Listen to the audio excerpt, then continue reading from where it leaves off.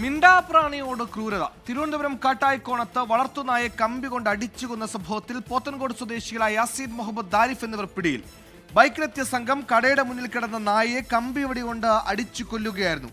പകൽ സമയത്ത് ഈ നായ ഓടിച്ചെന്ന വൈരത്തിലാണ് ഈ കൊടും ക്രൂരതയിൽ.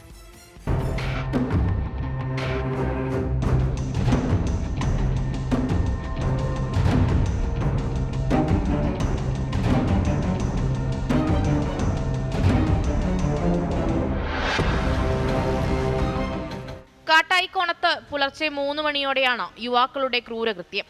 ബൈക്കിലെത്തിയ സംഘം കടയുടെ മുന്നിൽ കിടന്നിരുന്ന നായയെ കമ്പി കൊണ്ട് അടിച്ചു കൊല്ലുകയായിരുന്നു.